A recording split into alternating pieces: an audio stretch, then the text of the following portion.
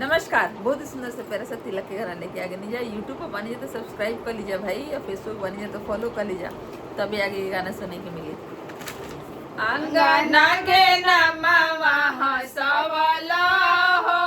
हमरा भैया के सरऊ, अंगना के नमवा हंसवला हो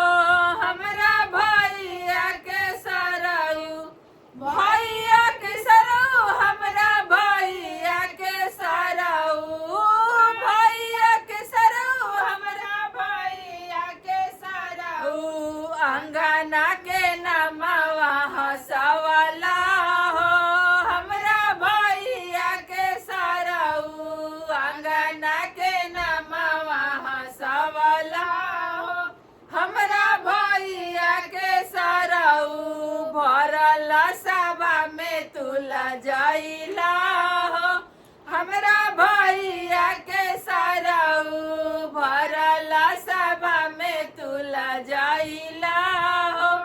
हमरा भैया के सरऊ, अंगना के नमवा हंसवला हो हमरा भैया के सरऊ,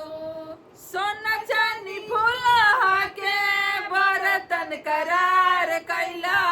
सोना चांदी फूलहा के बर्तन करार कैला, अंगना में पितरी चढ़ावला हो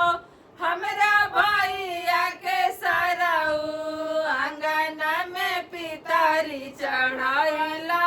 हो हमरा भैया के सरऊ, अंगना के नमवा हंसवला हो हमरा भैया के सरऊ, अंगना के नमवा हंसवला हो हमरा भैया के सरऊ, सुनर सुनर चीज तो से भैया हमर मंगले, सुनर सुनर चीज तो से भैया हमर मंगले, बहिनी के अपना थमवला हो हमरा भैया के सरऊ, फुआ के अपना थमवला हो हमरा भैया के सरऊ, आय अंगना में हमारा नचवला हो हमरा भैया के सरऊ, अंगना में हमारा नचवला हो हमरा भैया के सरऊ, अंगना के नमवा हंसवला